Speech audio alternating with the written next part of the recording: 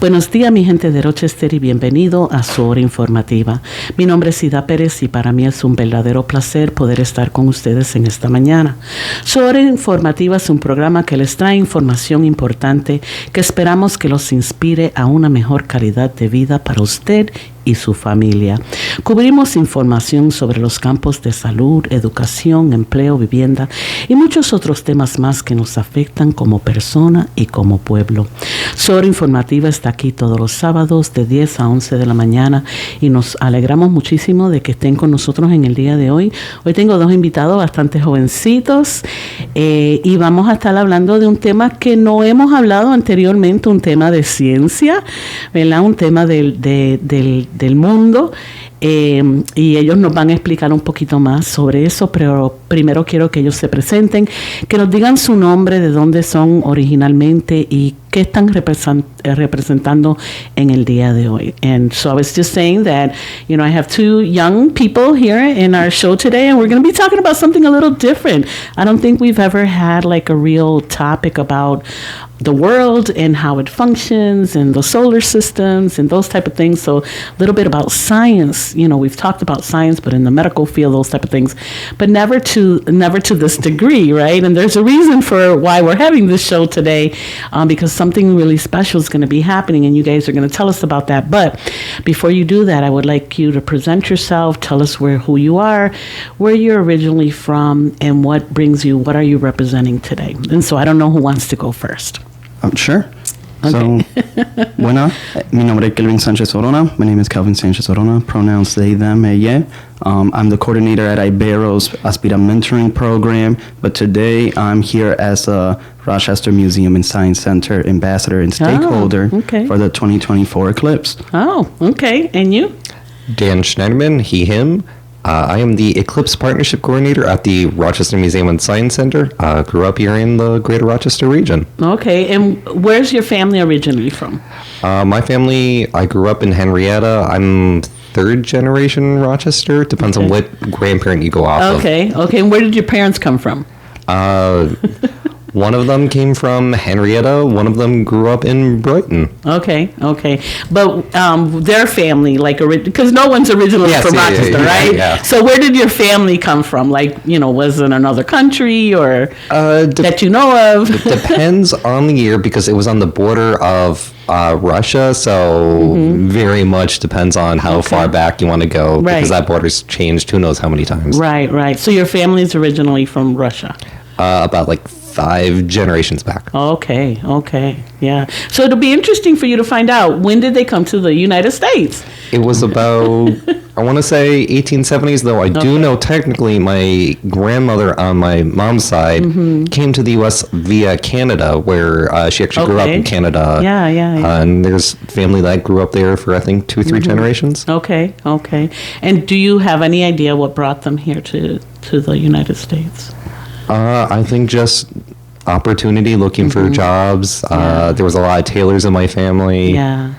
Nice. And they had a grocery store at some point in Rochester. Okay, see? Yeah, great history. And I always like to ask that questions because a lot of times we think that we're so different, right? But we're not. You know, a lot of us come here for the same reasons, right? Looking for a better life, looking for better work. You know, some people come following love. You know, so there's a lot of different reasons why people come. And so I always like to ask that questions because it creates some common things among us. What about you, Kevin? Where your family originally from? The fascinating part is we just did our genetic testing, like DNA heritage test during Christmas. Awesome. But I was born in Manatí, Puerto Rico, raised in Morovi, Barahona. My grandparents are from Vega Baja. My parents were from Morovis, Barahona, and then we moved out here because my grandparents moved out here first. Yeah. You know, for opportunity. Yeah. So technically, I guess I'm second generation. And yeah. So what year did your grandparents come, do you know? Had to be roughly around 1999, 2000, roughly around there. Yeah. So just so you know, there was a lot of migration in the 50s especially in the 50s and 60s. So, our generation here in Rochester is still fairly young, compared to like your generation. So that's why, again, I like to ask that question. Like, you're just second generation, right? So not too far. I'm also second generation. My parents came here in 1952 for the same reasons, to find better work and things like that. But yeah, so our generations are still fairly young here in Rochester, but it's growing really fast. Like every day we get more people coming, that are of Latino descent. So cool.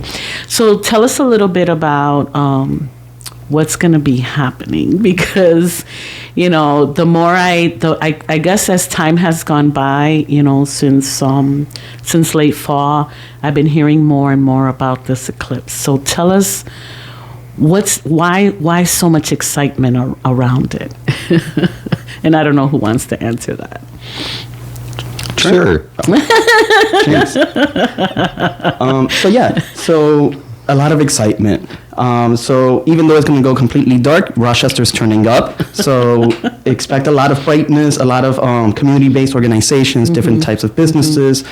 It's been almost all hands on deck. It's actually, and we'll get to the science eventually, but I think the coordination and the collaboration that the city of Rochester and the different regions in New York has been something astonishing and beautiful. As a result, we're getting a lot of cool swag, a lot of cool artwork, a lot of businesses that are putting up a lot of awareness campaigns, and like I said, a lot of different swag. So it's definitely going to be a day to remember here in Rochester. Yeah. But why the hype? Like what's different from this eclipse from maybe others that have happened? Well, we haven't had a total solar eclipse here in the greater Rochester region in about 99 years. It was last time we had one was back in 1925. Okay. They are fairly rare things to experience in your own backyard. The average time for any eclipse to hit the same location twice is about 375 years. Oh, wow. Here in Rochester, we're lucky where that average is closer to 100 to 120. Huh. And we won't get this again for another 21 years anywhere in the continental U.S., 55 years for New York State, or 120 years here in Rochester. Yeah. So why it happened in such a short time again in Rochester? Like how is that explained? That is honestly just luck of location. There are certain patterns that eclipses follow, and these things we know down to the day, where they happen every, 18 years, 11 days, and 8 hours. That same path happens for an eclipse, but about 120 degrees over on longitude. Interesting. That's really interesting. So I know that, I work at REOC in the evenings. I teach a class there, and we had gotten an email from Dr. Roosevelt, who's the president there, saying that, on that day, the evening class were canceled. Actually, I think it's canceled all day, if I'm not mistaken. The center will not be open to the students, but they're actually selling some tickets, and they're going to have hundreds of people coming to see it. And so when I read that email, I was like, okay, this is not as, it's just an eclipse, right? What do I know? I don't know anything about science, right? I don't know how excited I should be about it. But I thought it was really interesting, because they said, we're in a location where people are going to be able to see it. And so hundreds of people are coming from all over the country to come and see it here at Rochester. And so they're actually using the facilities to do that. And so I was like, okay, maybe I should pay a little more attention to what's going on in the skies, because, I had no idea what the hype was, right? Like people getting really excited about it. And so how is this going to play out? Like, I know you said that a lot of people, are being in creating, and I imagine, REOC taking advantage of that, and, maybe doing some fundraising for it for the school or whatever, because they're selling tickets. So it's not like you could just go there for free. But, how is that working out? And how is all of that coordinated? Or is people doing their own thing? Like people can actually take this opportunity and do their own thing? Like how does that work? Sure. So first and foremost, a big shout out to the Rochester Museum and Science Center as a centralized location, hosting the meetings, making sure the resources are being properly, spread out and shared. Right. So a lot of props to the Rochester Museum and Science Center.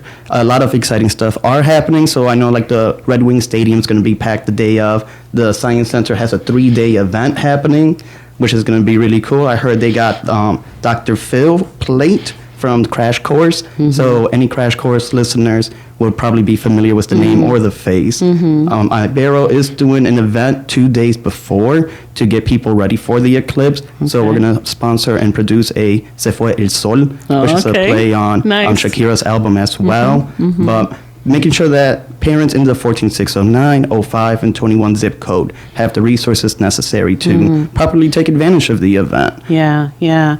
So, and what would be that preparation? Like, what is it that people need to be prepared for? Is this something that, that we should, wear certain types of glasses or something? I don't know. Do we need to protect ourselves from what's going to happen? Very much so. You can't wear sunglasses. Sunglasses are just not strong enough to observe a total solar eclipse. You must wear eclipse glasses, which basically block out 99.9% of all light. The only things you'll ever be able to see is some very, very strong light bulbs with filaments and the sun. That's it. Otherwise, you're basically putting a blindfold on. You are allowed to take these glasses off during totality, so you must know what time it's taking place and where to look to know when you can safely take your glasses off for just 3.5 minutes and then put them right back on. So tell us, what is exactly an eclipse? Like, what happens? Like, explain that. Let's say, because I have an idea of what it is, but not totally, like I wouldn't be able to explain it to someone else. Like, what actually happens with an eclipse? What is an eclipse? So a total solar eclipse is when the moon completely obscures the sun's disk and blocks it out for any period of time. So it's almost like it's in front of it. It is right in front of it. It blocks it out from our point of view here on Earth. And it will block it out for us here in Rochester for about 3 minutes and 38 seconds. So not too long. Not too long. So you might miss it. Blink and you miss it. You're going to want to be outside because, you're going to want to be there or, prepared to go see it in about 120 years. Yeah. And at what time will that happen? Like you guys, I'm assuming that sciencely you know exactly what time it's going to happen. Yes. So the moon's going to move in front of the sun starting at 2:07 p.m. on Monday, April 8th. At 3:20 p.m., it's going to completely obscure the sun. And then about 3.5 minutes later, it's going to move back away. And then it'll no longer cover up the sun at 4:33 p.m. Oh, wow. Okay, so very precise times to do that. And so tell us a little bit, Kelvin, about what Ibero is going to be offering days before in preparation for that. Where can people go for that? What's going to happen? Sure. So before the event of Se Fue El Sol, we had a precursor to the partial eclipse that happened back in 2023, our Harvest Moon Festival. Unfortunately, the CRC was not the best spot due to the cloudiness that was overhead us. However, we still had a great time. We made sure to pass out some eclipse classes the day of, and we had different community vendors come in. 2 days before the eclipse, April 6th, same spot at the CRC, we'll be having a Se Fue El Sol event, which is a one-stop shop essentially for families in the 14605, 09, 21 zip code to come in, get an eclipse readiness kit, and spend some time with different community vendors, partake in some activities. I know we're planning on having some moon sand being done for the little ones, so it's going to be a fun time. But mostly, what we wanted to make sure is that families have the resources necessary, including a one-stop like sheet or brochure on the different events, so that they know where they can go for the day of. Because the safety is definitely important, and also knowing where to go to properly appreciate the event. Yeah, and I think that's the week that the children are on off, if I'm not mistaken, on spring break. Spring break leads right into it. Right. So perfect time, right, for when you're going to have the events for families to come with their children to learn. So basically what you're saying is that no one should miss it. Like everyone should experience it. Because it's like one of those one-in-a-lifetime type of events that's going to happen, and you want everyone to be prepared for it. Correct. It's not just a thing that you can see. It is a physical event as well. When we enter totality, the temperature will drop by 10 degrees. It's almost like a sunset, 360 degrees around you. Animals will act differently. Birds back to their nest, cows to the barn. The birds will know that this is coming. Yes. Mother Nature will know that this is coming. Back in 2017, during the last total solar eclipse in the U.S., you could hear crickets in the middle of the day. Oh, wow. Admittedly, that was in August. This is April. I don't expect to hear too many crickets then. Right. But it's almost everything around you just knows that an eclipse is about to happen. Yeah. It becomes eerily still outside. I think it's important for people to know this is coming, because if you never experienced it, right, and you just happen to be outside at that time when it does, you might be thinking the world is ending.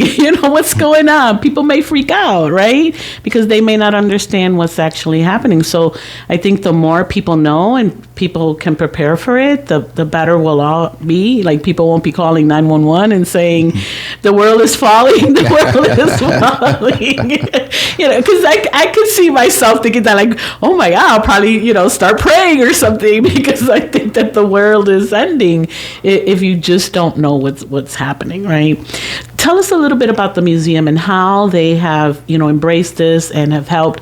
I know you said, kudos to them for bringing out the word. But what are some of these things that they've had to do to prepare the community for this? So we've been talking about the eclipse. The earliest I've found is back in 1925. 1925 is when the DNC started talking about it. Back in 2012, our previous planetarium director started talking about the eclipse and saying, hey, we got to start getting ready. This, pay attention to 2017. Start learning what lessons people dealt with. What was the traffic? What were events like? We learned after that. And so in about 2018 and 2019, we started building up this task force. We started meeting quarterly, bringing as many community members together, trying to get every corner of the 9 counties together, saying, hey, this is going to happen. And then we've kind of increased the amount of meetings, given out resources. We've done this ambassador program, for which have your own telescope, solar filter, glasses, different ways to view it, using pinhole projectors, just a lot of materials. And we're trying to make sure that the word gets out to everyone. We've ended up on this phrase, everyone under the sun is a stakeholder. So we've had to think about every single human being who lives in the 9-county region of the greater Rochester region, and how can we activate them? How can we get them ready? How can we make sure that we have enough eclipse classes? Everyone ran out back in 2017. We said, okay, lesson learned. Right. Let's order 500,000. Right. Let's stack up. Let's stack up. What's the best way to get them out there? What's the best way to spread the word? What's the best way to say, hey, we know that Monday, April 8th, it was going to be a school day. We know that 3:20 p.m. is a common time for schools to get out. Yes, and so that's we true. Convinced all the school districts saying, hey, we don't want kids to miss out on this. We can't see them being on school buses. We can't see them being stuck in the classroom. What can we do to get every kid outside? And we ended up getting school canceled that day. Awesome. What is the misconception that some people may have on the eclipse? There's a couple of things that come to mind. One being, of course, there's that safety misconception that sunglasses are strong enough, which they most definitely are not. There's the misconception that it becomes midnight out. It's more like a deep dusk, think an hour after sunset. So it's not completely pitch black out. It's like this deep, gorgeous blue. There's that misconception that we've had one before recently, which, we had partial eclipses back in 2021, 2017, and even in 1994 we had a great eclipse, but it wasn't a total eclipse. And what's the difference between a total and a partial? A partial, it means that the moon only covers some of the sun, but the temperature doesn't drop as much. It doesn't get as dark out. You won't get to remove your eclipse classes during a partial eclipse, which you most definitely want to do during a total solar eclipse, because that is the only time you can ever stare at the sun safely. Safely, right? Yeah. It's really interesting. Tell us a little bit about the communities and the impact, right? The local impact that it's going to have. I mean, we did talk a little bit about, what other organizations are doing, but what else do you think might be happening that day? Just about everyone and anyone's going to be outside at 3:20 p.m. or a few minutes beforehand, hopefully, so they can see it as we enter totality. There's going to be festivals everywhere. There's food already being made. There's tons of viewing events. We're expecting hundreds of thousands of people to attend the greater Rochester region. You've seen everything from people writing songs and music, doing dance performances, reading storybooks to kids and adults alike. All of our libraries have gotten on board, and they've been doing events leading up to the eclipse. It's just going to be one of the greatest positive shared experiences with everyone outside all looking up, and it's just millions of people all across that path getting to share in this one single moment.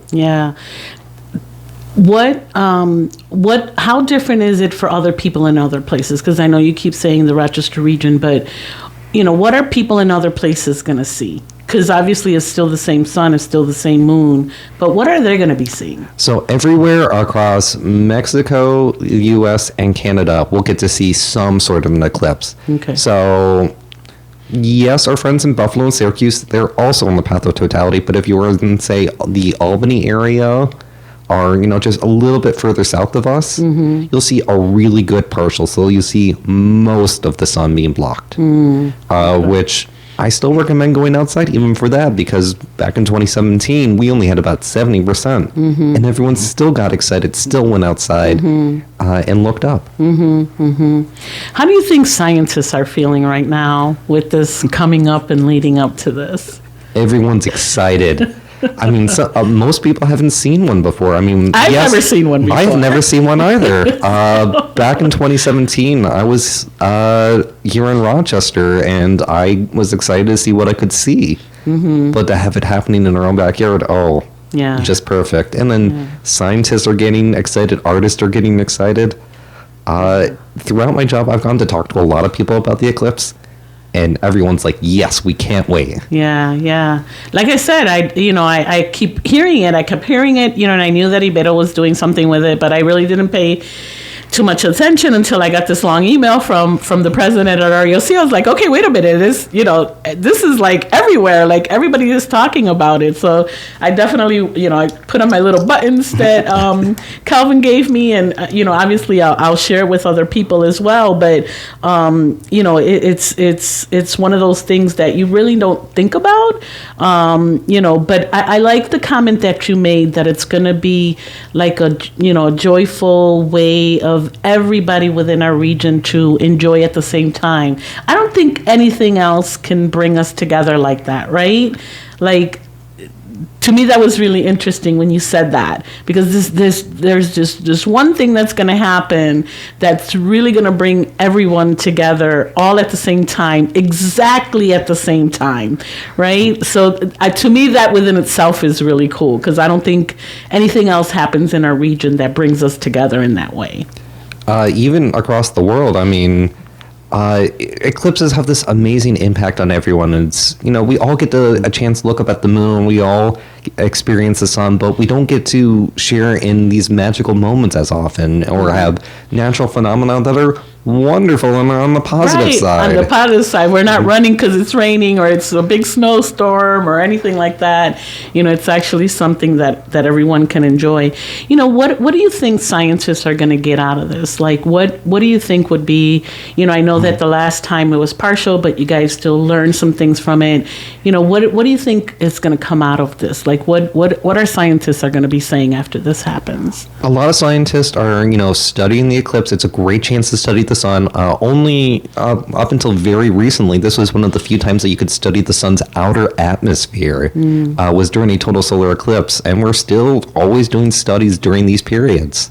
There are projects where anyone can contribute back and be a scientist themselves. They can be a citizen scientist, and they can record what's going on around them, the noises that animals make, how the environment reacts. It's just that wonderful chance to kind of capture that. Yeah, I the animal thing has me like, because they Mother Nature, and they already know that and how they're gonna prepare for this, right? And you said some of them will probably be hiding or whatever. So I think that within itself is really interesting. And I'm assuming that some people are going to be focused on the eclipse, other people are going to be focused on the people, other people are going to be focused on the animals, other people are going to be focused on other parts of the environment, and then being able to bring all of that together and say, this is how people reacted to the eclipse. It's pretty cool. It's amazing. If you watch people's reaction, I mean, you'll hear this like massive cheer across the entire region at the beginning of totality, but then afterwards,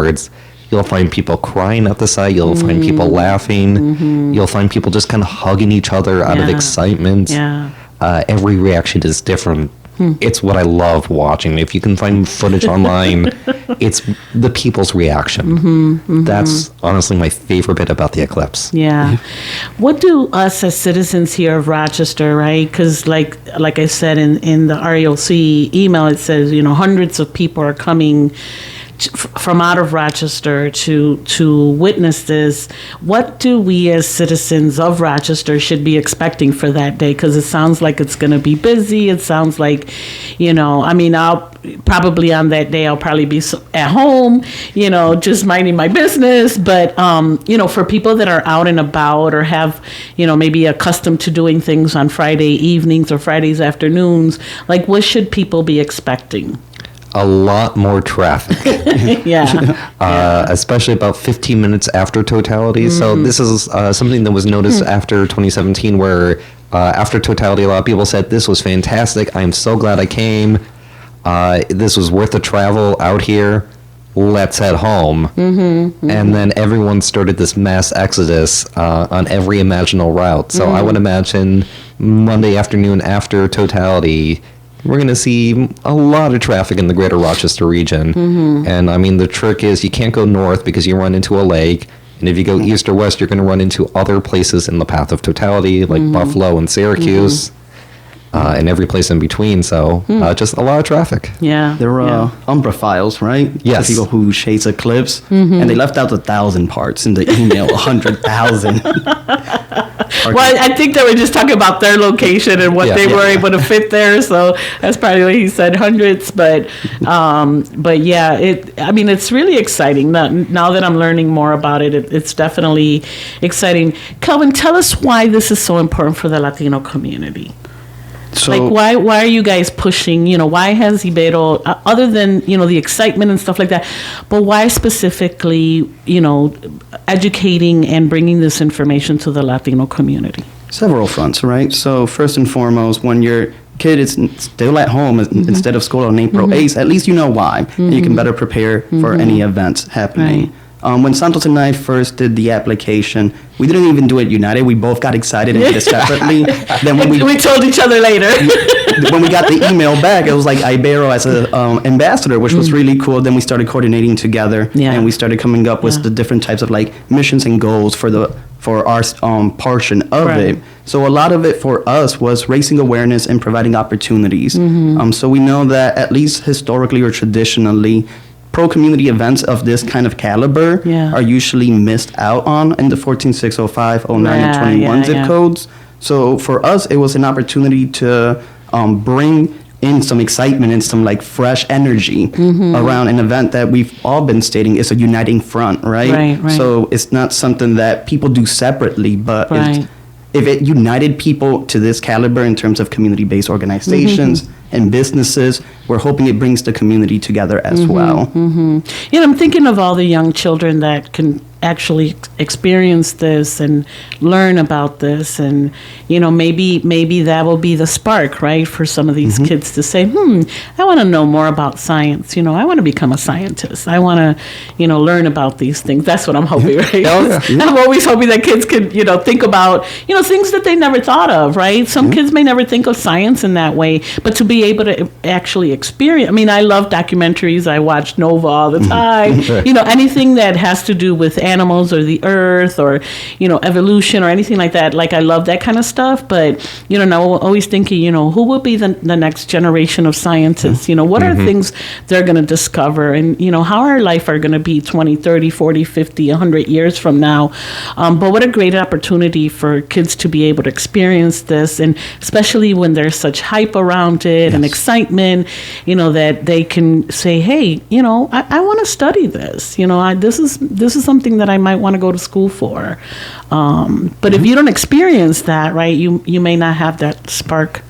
I'm hoping that that's part of your goals. Honestly, yes. Latino youth won't know they can be an astronaut until they see it. Right? They won't think they can observe the sky until they're able to. Right. So I saw a post not that long ago, I believe it was 2022, of the first Puerto Rican to go on, I believe, in space, which was an exciting time. At least for me, it opened my eyes to new possibilities, right? We are sitting at a threshold of opportunities for our community. And I'm excited to take advantage of it. I hope our youth are ready to capitalize on it. And the momentum Rochester is going to get for it is going to be beautiful. Yeah. So tell us a little bit about how the eclipse have shaped scientific discovery, based on what has happened in the past, historically. It's been it actually led to helium being discovered back in the 1860s.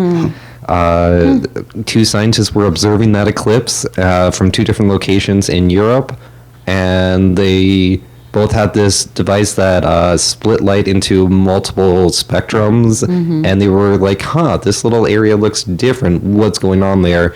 And that kind of led to the discovery of helium. Interesting. So we don't know what can come out of this. You never know what could come out of an eclipse. I mean, we're probably not going to get as big of a discovery as a entire element this time around. But, as we were just discussing, I love the spark that it creates. It can really inspire someone. That's really interesting about the helium. I mean, that it was discovered during an eclipse. Like, that's really cool. There's a lot of things that just kind of start from the eclipse and that, could encourage people to look up or to look around them. And you never know. It doesn't have to be a space discovery right away. It could be something much further on down the line. Exactly. So, Kevin, let's give a little bit of summary in Spanish of what we've been talking about, because obviously we want the Latino community, to be involved in all of this, and not just our children, but also our seniors, right? Because they may, depending on how old they are, they may have never experienced one. Going back to some of the dates, maybe we still have some of those people around that didn't even know was happening at the time, right? And are going to pay more closer attention to this. So, estamos hablando, ¿verdad?, de un momento científico que va a ocurrir aquí, especialmente en la área de la región de Rochester. Aparentemente tenemos el lugar perfecto para poder ver esto. So, háblanos un poquito qué es lo que va a suceder abril 8. Sí. So, primero, antes de nada, marquea su calendario, abril 8, ¿verdad? ¿A qué hora? Sí, de 2 y 7 p.m. en la tarde hasta las 4 y 33.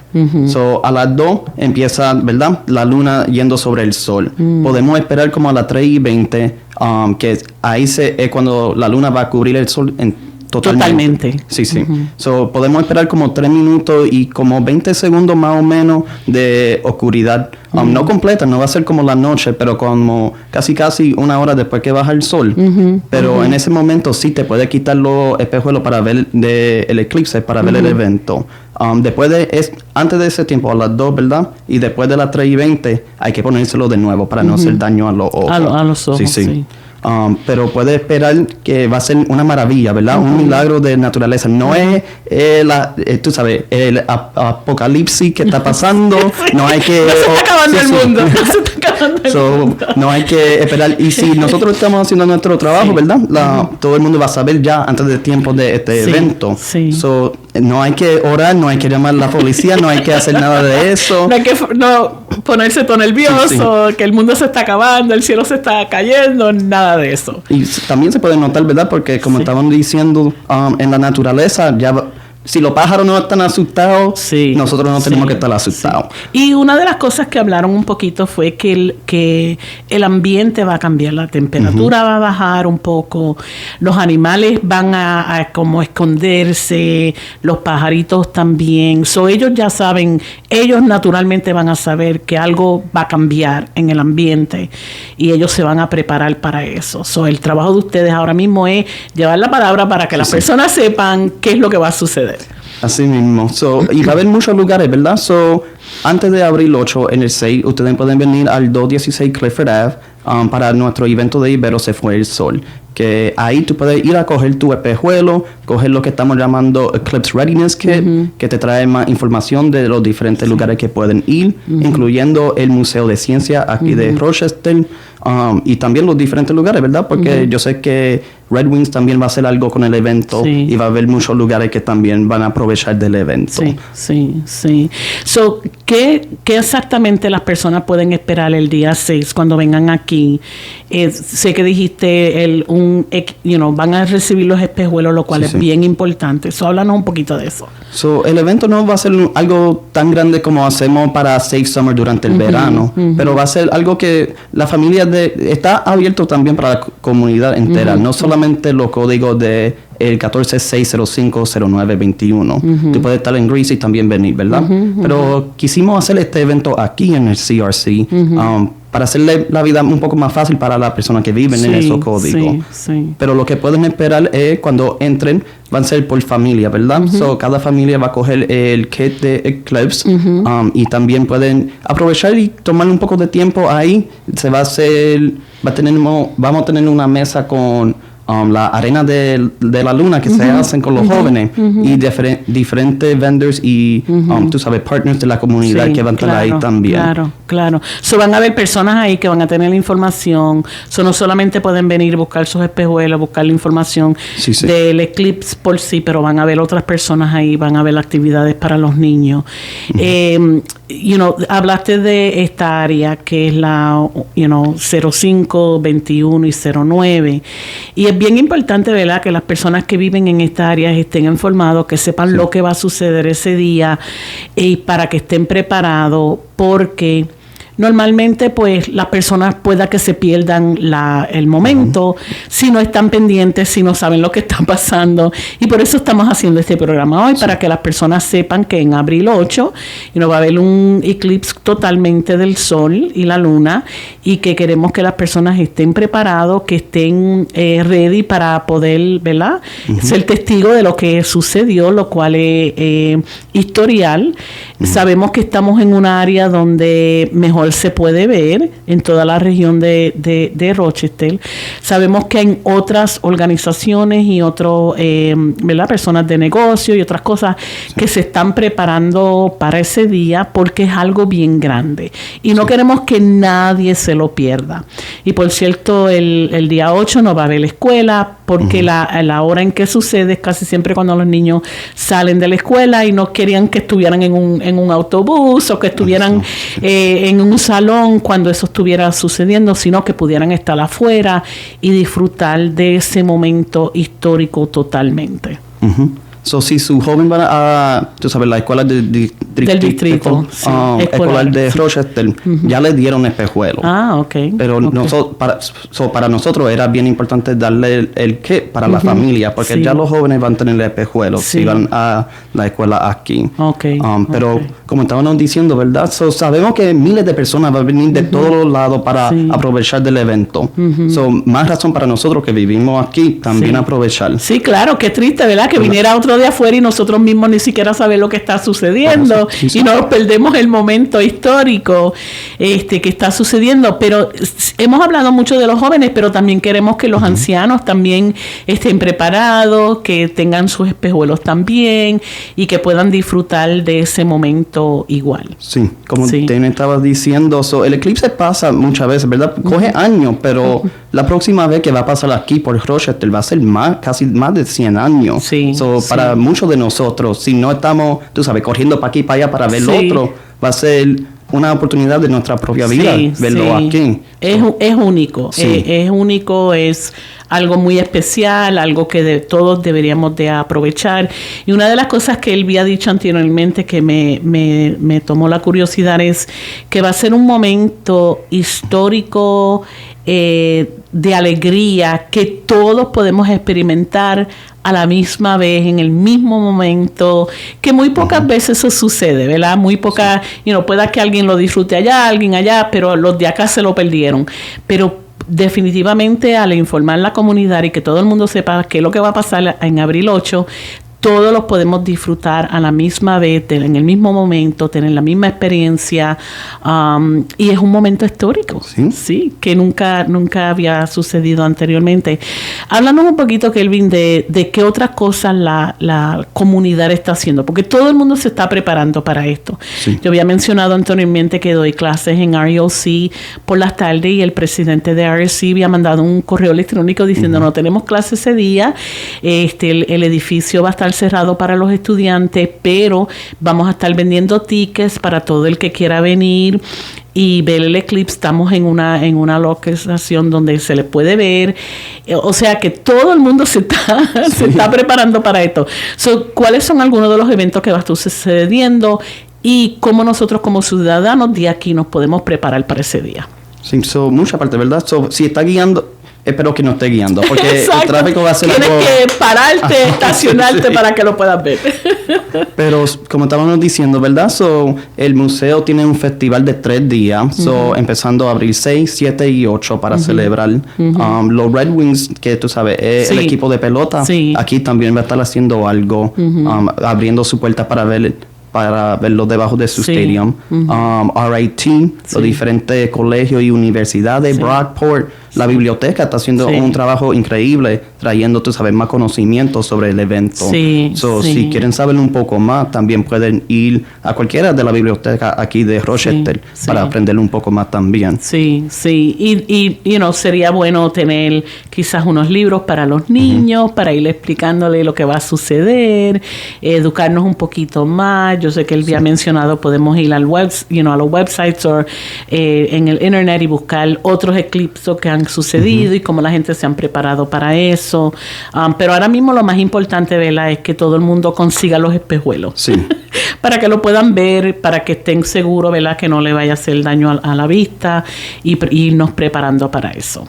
Sí, perfecto. Y para el día de también pueden chequear RochesterEclipse2024.org con el rayo Events, que también te puede dejar saber de los diferentes eventos que están pasando aquí. Sí, porque me dijiste que hay una compañía de vino que ellos están preparando un evento especialmente para ellos, con botellas especiales para ese día.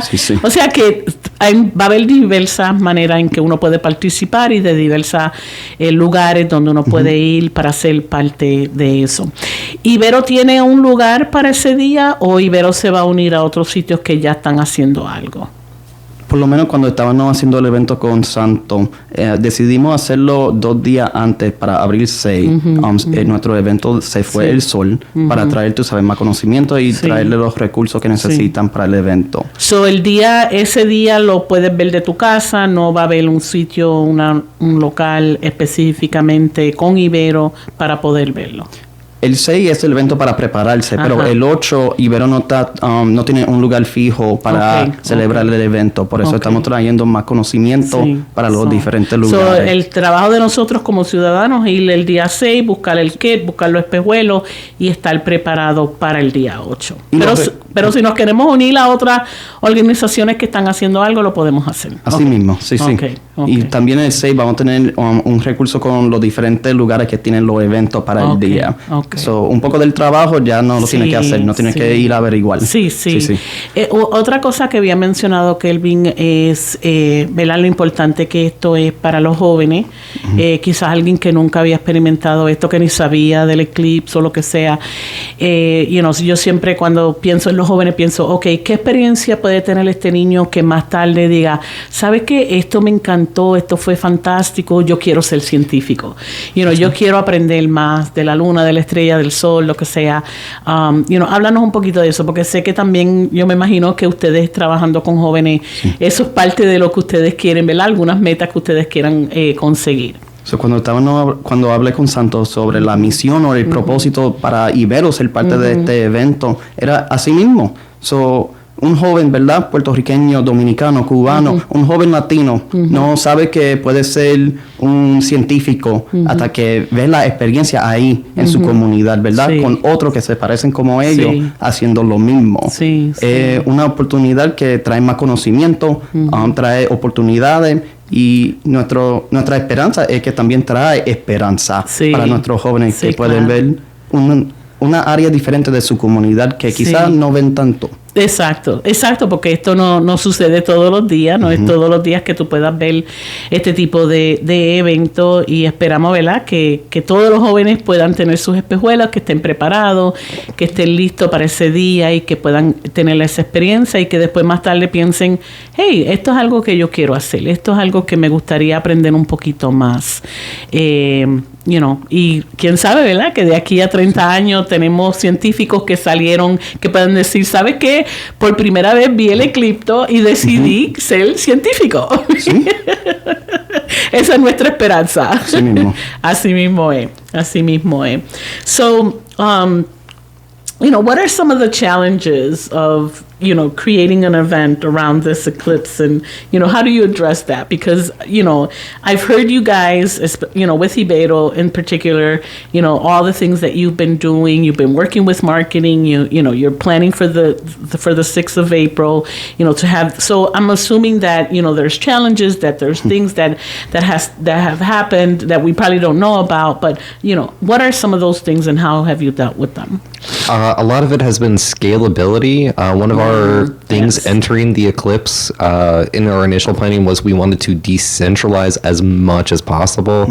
As much as we would love, tens of thousands of people to come to the museum. Right. We can't handle that. Right, we have a exactly. physical limitation. Right. So one of our big goals is just like, how can we encourage more people to run more events across the entire area? We just needed as many people as possible to host events. I mean, that's why I'm so glad that you've been running so much of your own. Yeah. And then the other big thing has just been making sure everyone has that line of communication of like the safety materials, knowing where and when to be. Yeah. How easy is it to obtain some glasses? Because I know, one of the things you guys learned was try not to run out. So we're going to have this X amount of glasses. But let's say, Sunday comes or Monday morning comes and you still don't have your glasses and you still want to, be a part of it. What is going to be the availability for that? I think you'll still be able to find glasses. I know we are saving some for that day, just in case people don't have them yet. Yeah. Not everyone needs a single pair of glasses in the family. Okay. If you're in a family of 4 or 5, 2 pairs go a long way. Okay, you can share them. Especially if your kids are good at sharing. Yeah. I say that after, I have a daughter of my own. We're learning sharing. Yeah. Depending what age, they're not there yet. Yep. But 2 pairs go a long way, and we've been distributing them across the entire county, across the 9 counties, so that not everyone has to come to us. Okay. All of our ambassadors got glasses. And those glasses right now are free. Like if someone was to come to the event, let's say that Ibero holds or go to you guys. Right now, are those glasses free, or do people have to purchase them? All of our ambassador glasses are free. Okay. We do have prices at the museum gift shop. Okay. So if anything, someone can go to the museum and purchase some there if push comes to shove and that's the only resource that they have. A lot of our libraries have glasses, so they are giving them out closer to the event. Okay. Another lesson learned from 2017 was people forgot where they put their glasses. Of course. That would be me. I'm going to save them so well, and I'm going to forget exactly where I put them. So we figured a little bit closer to the event. Honestly, that makes a ton of sense. Yeah. And then we're finding out more and more people have purchased glasses. We know a lot of our community centers have purchased them, a lot of the schools. Good. Every student, staff, and faculty member has a pair of glasses coming their way. Okay, good. All the rec centers have them. We're really making sure that they get out everywhere. Awesome. Estaba preguntando, ¿verdad? Si llega el día 8 y no tengo mi espejuelo, van a haber espejuelos disponibles, ¿dónde los puedo conseguir? Lo que ustedes van a hacer antes del evento van a ser gratis si vas a alguno de los eventos. So, explícanos un poquito de eso. En los dos lados, ¿verdad? Si vienen para el evento de abril 6, los espejuelos van a ser gratis, van a ser parte del que van a recibir la familia. Pero lo otro es que, se me perdieron los espejuelos, la vida pasa. Sí. El día o los guardo también, que se me olvidó de lo guardé, porque eso soy yo. Llega el día y después se te fue de la mente. Pero si ese momento llega, ustedes también pueden ir al museo, pero ahí sí tienen que cobrar, hay que pagar. Sí, para los espejuelos. Lo mejor es que vayan a uno de estos eventos. Él dice que la escuela, ellos van a estar repartiéndole a los estudiantes, al igual que los empleados. Hay diferentes maneras en que uno puede conseguir uno gratis sin tener que pagarlo. No lo dejen para la última hora, no lo dejen para mañana. Háganlo especialmente el día 6, que pueden pasar por aquí si quieren para buscar sus espejuelos y la demás información, pero no lo dejen para la última hora. No. Porque, pueda que si no tiene dinero para entonces comprar uno, se le va a hacer un poquito difícil. Y él estaba también diciendo que no es necesario cada persona tener uno, que 2 en una familia de varios es más que suficiente. Me imagino que los comparten para poder ver en ese momento. Tampoco tiene que ser que cada persona en la familia necesitan uno. Sí, porque no se olviden, cuando llega el momento que la luna está sobre el sol y todo está oscuro, ahí no tienen que tener los espejuelos. Es solamente antes y después, cuando la luna sigue moviéndose. Así mismo, porque te puede causar daño. Sí, porque vas a querer mirar el sol, vas a querer mirar la luna, y ahí es donde viene el peligro. Pero en ese momento, cuando está completamente el sol tapado por la luna, se pueden quitar los espejuelos porque es más seguro. Pero mientras va y sale, entra y sale, ahí es donde nos tenemos que protegerlos. Y eso es bien importante. So he was saying, that during the eclipse itself, you don't need the glasses. It's before and after, because obviously you're going to want to be looking at the sun to see what's going to happen. So that's the purpose of the glasses, right? To protect your eyes. So really, you don't have to look at it, right? Like, you don't have to directly look at the sun when the moon is moving, or moving in or moving out. Is just that's what the glasses is for, if you want to look at that moment when that's happening, right? You can use those glasses anytime, as long as you take them off during totality, you're good. Okay, awesome. And there's other ways. Do you mind sharing your story? So there are other methods to view the eclipse. You can use everything from a classic pinhole projector, which a lot of people have made in school using cardboard boxes, usually cereal boxes. Okay. But you have some other utensils in your kitchen that work just as well, including colanders are my favorite. Because they produce the same small holes that you would find in a pinhole projector. The trick is you don't hold it up to the sun, you hold it down to the ground and look at the projection. And you'll get to see lots of mini eclipses on the ground. Nice, cool. You can also use your hands, slotted spoons. I've seen people use crackers even. Anything with little holes. Anything with little holes. That's pretty cool. Right, not up, but down. Yes. Okay, cool. So, explícanos eso, porque él está diciendo que no necesariamente necesitan los espejuelos, hay otras cosas en su hogar que usted podría utilizar. So, háblanos un poquito de eso. Son dos partes, ¿verdad? Primero, los espejuelos para ver los sunglasses, ¿verdad? No es suficiente para ver el eclipse. Eso no puede mirar para arriba. Tus lentes de sol normal que tú utilizas no los puedes utilizar, porque eso no te va a proteger. nada. Pero lo otro que estábamos diciendo es que hay muchas herramientas que ya tenemos en casa que también se puede usar. Y Dan estaba compartiendo que hasta la misma galleta con los... Galletas por soda. Sí. Con Así los mismo. rotitos. Lo importante es no ponerlo para arriba, pero ponerlo para abajo. Okay. Y después como va a trabajar, se pueden verlo como tiny eclipses. Eclipse pequeño ahí debajo cuando está poniendo, tú sabes, la galleta, hasta tu propio dedo, si lo pone con un poco de roto. Sí. Así mismo. Él dijo un colador de espaguetis. Así, un colador que quizás tú tengas en tu casa, lo puedes poner mirando para abajo y puedes ver lo que está sucediendo. That's awesome. Well, that's good to know. That's good information, right? If everything else fails, pull out your spaghetti drainer, right, and use that. Or I know everybody, Latinos especially, may have some, a big lata of galleta por soda, so you can use that.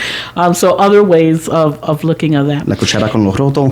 The spoons, which we all have. We all have that one big spoon. I have a big one like that that has little holes in it, so we can all use those type of things. So a very innovative way of doing that. So, the eclipse on April 8th, what comes after that? What happens? What should we be expecting after that? And are there other things that might happen after this eclipse? And what are they? So, astronomically, we don't have too much immediately. When it comes to space, we do have to wait a long time for some things. Yeah. There is a lunar eclipse coming up in just over a year, March 13th into the 14th, 2025. So we have a lunar eclipse, year round. We have different meteor showers. I'm always a fan of just honestly going outside and looking up at the moon. Yeah. I was doing that just the other day when we had a clear evening, and I'm like, I just enjoy looking up any clear evening. Yeah. I do too. I love looking at the stars. I love looking at the clouds during the day as well, not just at night, but during the day as well. So, cool. Yeah, cool. So thank you both for being here with us today. I think this is really, I wasn't that excited. I honestly, I didn't know much about it. I wasn't even thinking about it in that way. But now that I've learned more about it, I see the excitement, across the board, and both organizations that I work for are preparing for this. So obviously, I do want to be a messenger for this and let other people know about it. So thank you both for being with us here today. I like to end the show by asking if there's a phrase or a saying that you grew up with that still resonates with you today. And I'm wondering if any of you have one. And if you do, if you could share with us. Go ahead. Technically, two come to mind. Okay. One from family, one from a teacher. Okay. Within family, it's humor runs away from us because I have a family that has a deep love for puns to a really bad extent where family dinners is everyone trying to out-pun each other and always just trying to make each other laugh. Yeah. And so that always comes to mind. Okay. And we still have plenty of family dinners, which is lovely. Nice. The other one is this was taught from a teacher in middle school that has kind of always resonated, which is there's always a time to speak and a time to listen. And there's more time to listen than to speak. Yeah, that's very true. What about you, Kelvin? So what do you have? I also have two. Okay. My mom would always say, el que limpia encuentra, whoever cleans finds. Finds, right. Yes. If you find money, it's yours. So worst comes to worst, you can't find your eclipse glasses, start sweeping, right. You'll come across them. Or use that calendar, use that spaghetti drainer. Exactly. And so make sure that, el que limpia encuentra, so if you clean the strainer, you'll have something for the eclipse. There you go. The second one, and this was more like familial, was el pueblo perece por falta de conocimiento. So, the people will perish for lack of knowledge, for lack of awareness, etc. Yes, and that I like that one. Yeah, it's biblical. My parents and my family used to say it to encourage us to keep learning. Right, it's definitely stuck. here I am supporting the eclipse efforts, and it's a constant learning journey. I think that's one of the things, after the eclipse that we're going to take away a lot of lessons learned. We have 2017, now we'll have 2024. And also with your saying is that, you know, people don't miss out. Like this is an opportunity for you to gain some knowledge, to learn a little bit more about the eclipse and science and how the world works. So we don't want anybody to miss out. So please make sure that, like you said, you know, when you first started speaking, make sure you mark your calendars April 8th at starting at 2:00 and ending a little after 4. You know, make sure that you are outside, that you're prepared to take that experience in, and hopefully sharing it with everybody in your family. So I'm really excited about it. I really am. Well, thank you both for being here today. We really appreciate it.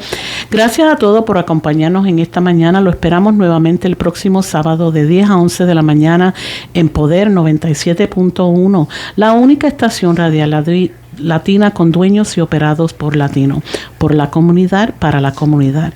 Esto ha sido Su Hora Informativa, trayendo la información importante que nos inspira a una mejor calidad de vida. Que pasen una linda semana. Hasta la próxima, mi gente.